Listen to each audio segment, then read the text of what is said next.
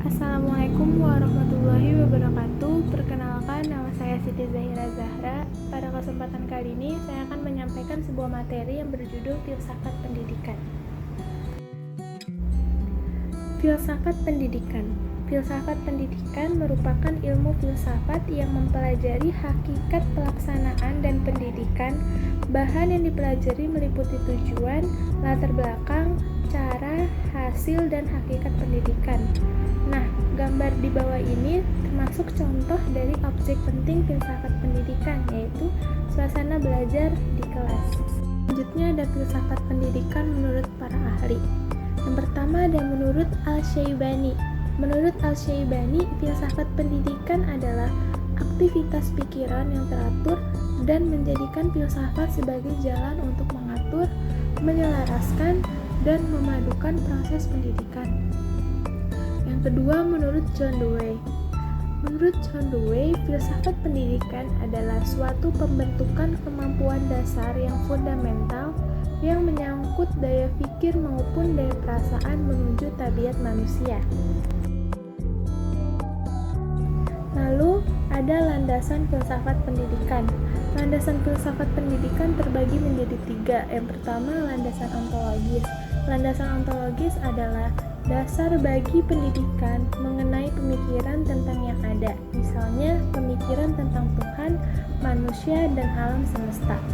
Yang kedua, ada landasan epistemologis, yaitu yang memberikan dasar filsafat bagi teori dan praktik pendidikan dalam hal cara memperoleh pengetahuan.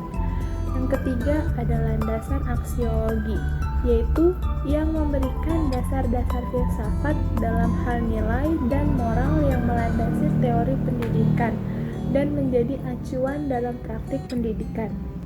Selanjutnya ada ruang lingkup filsafat pendidikan, yaitu pertama, merumuskan secara tegas sifat hakiki pendidikan. Yang kedua, merumuskan hakikat manusia sebagai subjek dan objek pendidikan.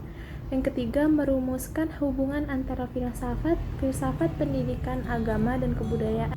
Selain itu, ada juga tujuan filsafat pendidikan, yaitu untuk memberikan inspirasi bagaimana mengorganisasikan proses pembelajaran yang ideal.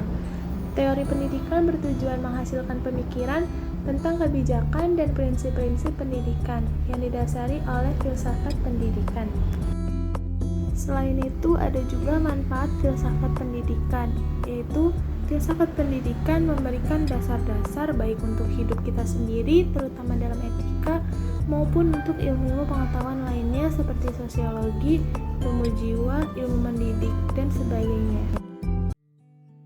Selanjutnya ada aliran filsafat pendidikan. Yang pertama, perennialisme, yaitu aliran yang melihat ke arah belakang. Kedua, esensialisme, aliran yang kembali kepada kebudayaan sejarah. Ketiga, progresivisme, aliran yang selalu berubah-ubah. Keempat, rekonstruksionisme, yaitu aliran yang memperhatikan kurikulum sekolah, perkembangan politik, sosial, masyarakat. Kelima, pedagogi kritis, yaitu aliran yang memandang sekolah sebagai ruang demokratis. Keenam, anarkis utopis, aliran yang tujuan utamanya adalah pendidikan. Yang ketujuh, ada eksistensialisme, yaitu aliran yang mendambakan otonomi dan kebebasan manusia. Sekian penjelasan tentang filsafat pendidikan. Kurang lebihnya mohon maaf. Wassalamualaikum warahmatullahi wabarakatuh.